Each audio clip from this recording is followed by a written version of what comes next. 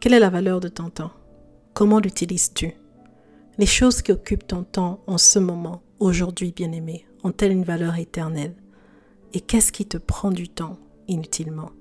Bienvenue sur cette plateforme. Je suis Aïcha, auteure de faveurdivine.com et moncouplemesrelations.com. Et je souhaite la bienvenue sur cette plateforme où nous partageons des ressources qui vont t'aider à grandir dans ton couple, dans tes relations familiales, ta relation avec Dieu.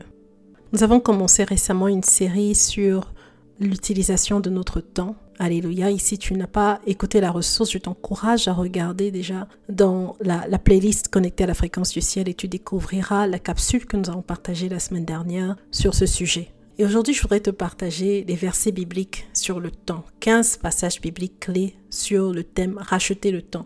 Et c'est important quand on parle de ce genre de sujet, de centrer nos pensées sur ce que Dieu dit. Alléluia.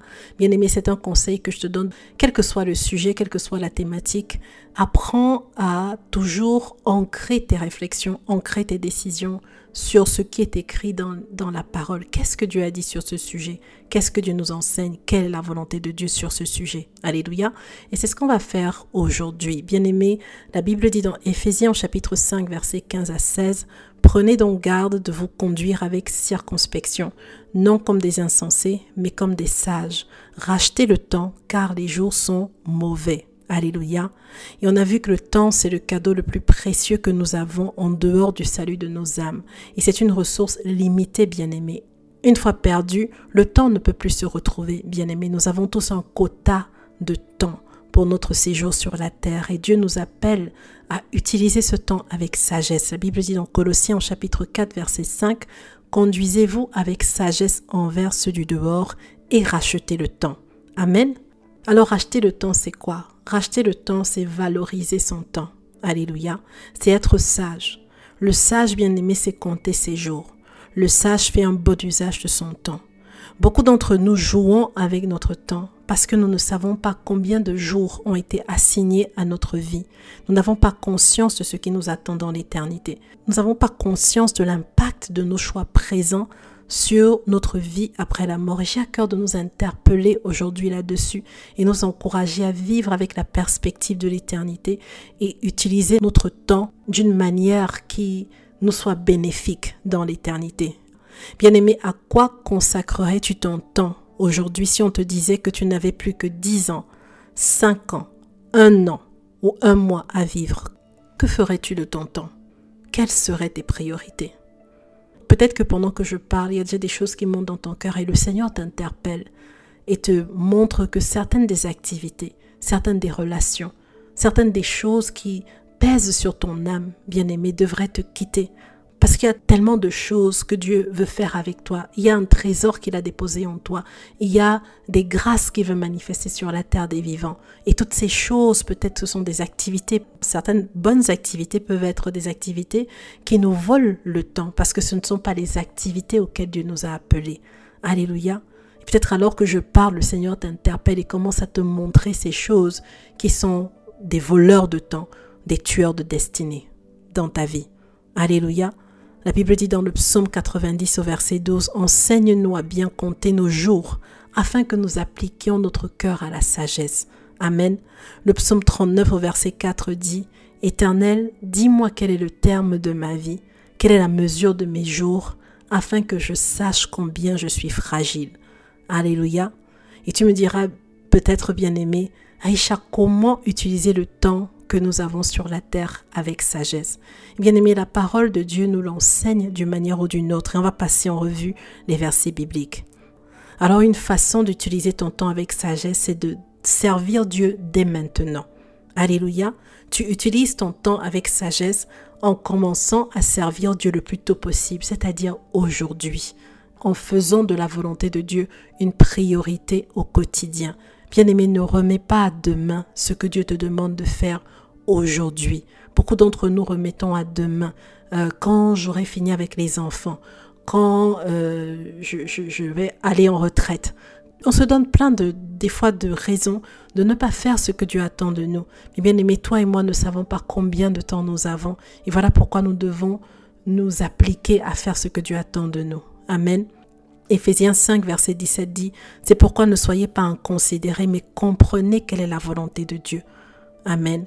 Ecclésiaste 12, verset 1 dit, « Mais souviens-toi de ton Créateur pendant les jours de ta jeunesse, avant que les jours mauvais arrivent et que les années s'approchent où tu diras, « Je n'y prends point de plaisir. » 1 Corinthiens 7, verset 29 à 31 dit, « Voici ce que je dis, frères, c'est que le temps est court.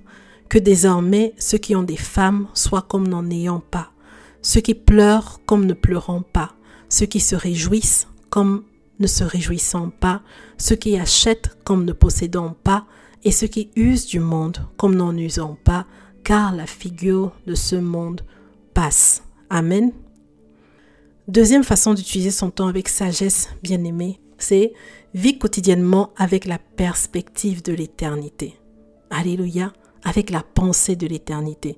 2 Corinthiens 4, verset 18 nous dit « Ainsi nous regardons non pas à ce qui est visible, mais à ce qui est invisible, car les réalités visibles sont passagères et les invisibles sont éternelles. » Amen.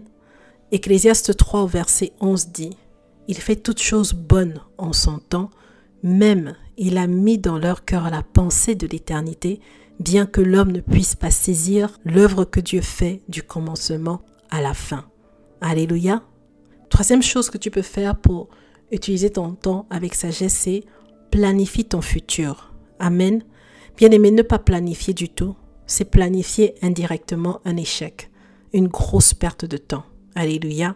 Racheter du temps, bien-aimé, c'est prendre de l'avance sur son futur et le planifier avec la sagesse de Dieu. Alléluia.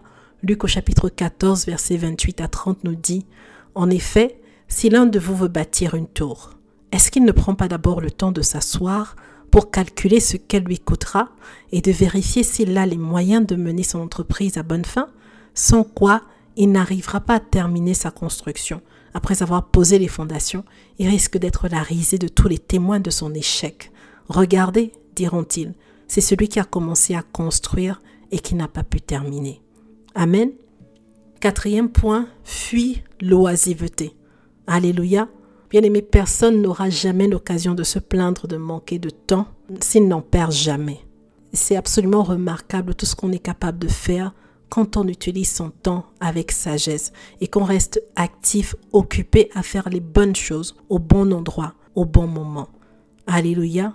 Proverbe au chapitre 12, verset 27 dit « Le paresseux ne rôtit pas son gibier, mais le précieux trésor d'un homme, c'est l'activité. » Et 2 Thessaloniciens 3, versets 11 à 12 nous dit « Nous apprenons cependant qu'il y en a parmi vous quelques-uns qui vivent dans le désordre, qui ne travaillent pas, mais qui s'occupent de futilité. Nous invitons ces gens-là et nous les exhortons par le Seigneur Jésus-Christ à manger leur propre pain en travaillant paisiblement. » Alléluia. Cinquième point, laisse le Seigneur te diriger en toutes choses, ça te fera gagner beaucoup de temps. Alléluia. Ça te fera gagner du temps. Tu gagneras du temps en évitant les voies, les chemins détournés, les raccourcis finalement qui ne sont pas des raccourcis et les détours sans fin. Laisse le Seigneur te diriger en toutes choses.